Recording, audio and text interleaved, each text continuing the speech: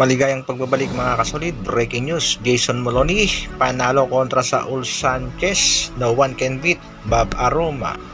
Treasure Boxing Promotion na kinumpirma na ang laban ni Alas. At itong MP Promotion naman at kampo ni Casimiro, matindi ang nagiging banatan. Yan ang ating pag-uusapan. Para sa ating unang balita mga kasolid, Jason Moloney na natiling WBO Bantamweight Champion matapos nga niyang talunin itong si Saul Sanchez via majority decision. Ito nga naging score nila mga kasolid, 116-112, 116-112 at 114-114. Napakaganda nga ng kanilang naging bakbakan kahit na nagkaroon pa itong si Jason Moloney ng cut sa kanyang kanang mata, ay naituloy pa rin naman at naging agresibo sa laban. Pero nagkaroon nga ng pagdududa sa naging resulta ng laban. Tila nagawan nga ng paraan nitong si Bob Aroma. No one can beat Bob Aroma, kaya nagpapasalamat itong si Jason Moloney. Dahil sa inilabas nga ng CompuBox mga kasolid, ay makikita nga nating lamang na lamang dito si Saul Sanchez, at marami nga nagsasabing dapat nga daw ay majority draw ang naging hatol sa kanilang bakbakan, or either maaari pa nga daw nasungkit sana nitong si Saul Sanchez ang kampyonato. Ano sa palagay nyo mga kasolid? Isang malupitang komento naman dyan. Sa kabilang balita naman mga kasolid, Manny Pacquiao Promotion, President Mr. Sean Gibbons, may matinding banat nga dito kay Jason Casimiro. Sa post nga nitong si Mr. Sean, if you want when your boxing career, call Jason Casimiro.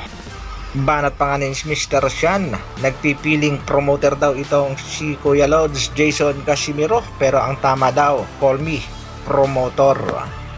Matatandaan nga natin mga kasolid na nagpahayag nga at nag-offer itong si Mr. Sean dito nga sa ating pangbatong si Cuadro Alas General Casimiro na bumalik sa MP Promotion, pero meron nga mga kondisyones. Banat ni Gibbon, siya nang bahalang magkasa sa bakbakan sa pagitan ni Cuadro Alas at dito nga sa Japanese monster na si Naoya Inoue. Gagawan daw niya talaga ito ng paraan upang matuloy ang laban. Dahil nga sa offer na yan mga kasolid, ay rumesback naman itong si brother coach ng ating pangbatong si Alas na si Kuya Lods Jason Casimiro. Nung nasa MP pa nga daw sila, ay napakaliit lang ng kinikita at wala nga halos maipundar at mabili itong kanyang kapatid na si Cuadro Alas General Casimiro, dahil tinataga nga daw ng promosyon ang kinikita. Masama nga ang loob nitong si Jason Casimiro dahil bakit nga daw siya tatanggalin bilang head coach ng kanyang kapatid. Kung bakit nagpupursige yung isang tao sa buhay niya, number one, para sa pamilya niya. So ngayon, yung pamilya niya, ako, iiwan niya, isang tabi niya. Alam mo ba yung isang inspirasyon ng isang tao, hindi yung isang pamilya mo? Ikaw, hindi ka naman kano-ano namin, ikaw yung, ako. At heto pa nga ang isang matinding banat nitong si Cuadro Alas It's My Boy, kaysa bumalik pa nga daw dito sa Manny Pacquiao Promotion, na kung saan nga ang presidente dito ay si Mr. Sean Gibbons. Mas mabuti pa nga daw magre-retiro na lamang itong si General Cuadro Alas Casimiro, dahil lalo nga daw walang mangyayari kung sakaling babalik pa ng Manny Pacquiao Promotion.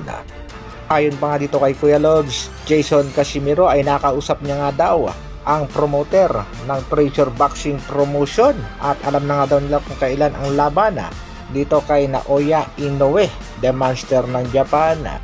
Pinapangako daw nga yan ng Japanese promoter, basta wag na wag lang daw matatalo ang ating pangbatong si Alas sa kanyang magiging mga laban.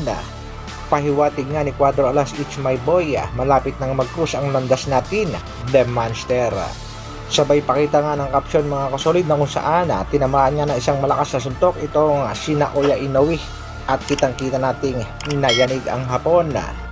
Marami mang nagdududa sa kakayahan ng ating pangbatong si Angas ng Pinas sa kasalukuyan, pero hindi natin maitatanggi na si Casimiro pa rin ang isa sa pinakamalakas at pinakamagaling na boksingero ng Pilipinas. At kinumpirma nga ng Treasure Boxing Promotion na ang main goal pa rin nila ay ang makalaban nitong si Casimiro, ang tinaguriang Japanese monster na si Naoya Inoue.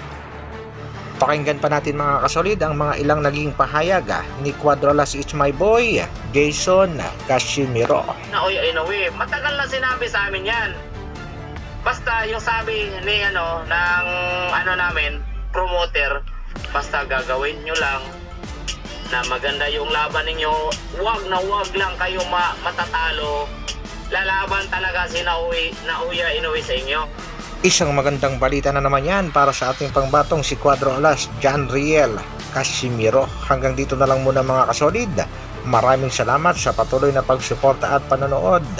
Mabuhay, Dr. Alvin Vlogs. Brrrr.